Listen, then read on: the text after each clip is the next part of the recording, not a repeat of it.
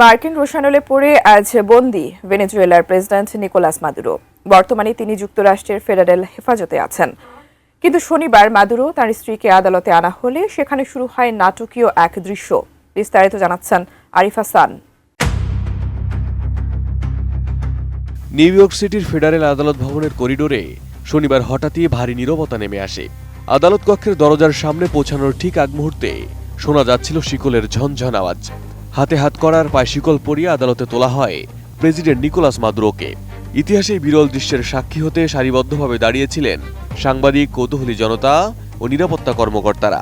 কয়েক সেকেন্ডের মধ্যে সেই নীরবতা ভেঙে নিজেই কথা বলেন মাদুরো। তার দাবি, তাকে অপহরণ করা হয়েছে। আদালত কক্ষে প্রবেশের পর নাটক আরও ঘনীভূত হয়। বিচারক ক্যালভিন হেলারস্টেইন মাদুরোকে পরিচয় নিশ্চিত করতে বলতেই তিনি স্প্যানিশ ভাষায় শান্ত কণ্ঠে বলেন, আমি নিকোলাস মাদুরো, আমি ভেনেজুয়েলা প্রজাতন্ত্রের প্রেসিডেন্ট। ৩রা জানুয়ারি থেকে আমি অপহৃত অবস্থায় এখানে আছি। দোভাষীর অনুবাদ শেষ হতে বিচারক দ্রুত হস্তক্ষেপ করেন, বলেন এই অভিযোগ নিয়ে কথা বলার জন্য উপযুক্ত সময় ও জায়গা থাকবে। এদিকে মাত্র ৪০ মিনিটের শুনানি পরিণত হয় নাটকীয় এক দৃশ্যে। মাদুরো ও তার স্ত্রী সিলিয়া ফ্লোরেজ দুজনই মাদক অস্ত্র সংশ্লিষ্ট সব অভিযোগ অস্বীকার করেন। এই দম্পতিকে শনিবার ভেনেজুয়েলায় তাদের নিজস্ব কম্পাউন্ড থেকে গ্রেপ্তার করে মার্কিন বাহিনী। রাতভর চালানো এই অভিযানে সামরিক স্থাপনাতেও হামলার খবর আসে। এরপরই তাদের নিউ ইয়র্কে এনে ফেডারেল হেফাজতে রাখা হয়।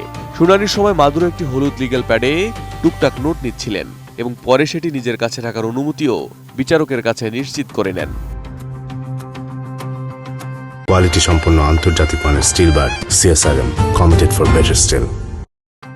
যে আদালত কক্ষে মাদুরোর বিচার শুরু হয় সেটি নিউ ইয়র্কে আলাদা পরিচিতি বহন করে। ঠিক এই কক্ষে কয়েক মাস আগে আমেরিকান র্যাপার শন ডিডি কম্বোসের বিচার হয়েছিল।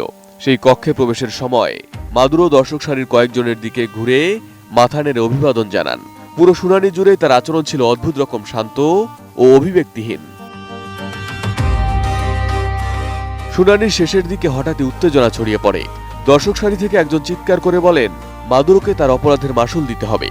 তখনও শান্ত মাদুরো স্প্যানিশ ভাষায় চিৎকার করে বলেন, আমি একজন প্রেসিডেন্ট এবং যুদ্ধবন্দী।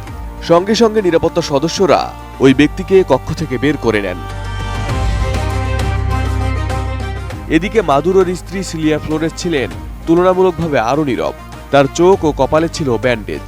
আইনজীবীরা জানান, গ্রেপ্তারের সময় প্রাপ্ত আঘাতের কারণে এই অবস্থা।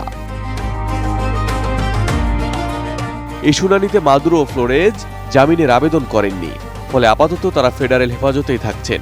যুক্তরাষ্ট্র তাদের বিরুদ্ধে মাদক ও সন্ত্রাসবাদের ষড়যন্ত্র, কোকেন আমদানির ষড়যন্ত্র, মেশিনগান ও ধ্বংসাত্মক ডিভাইস রাখার ষড়যন্ত্র সহ একাধিক গুরুতর অভিযোগ এনেছে। এই মামলায় মাদুরোর স্ত্রী, ছেলে এবং আরও কয়েকজনের নাম রয়েছে। আগামী 17 মার্চ পরবর্তী শুনানির দিন ধার্য করেছে আদালত। Arif Hasan, ATN news.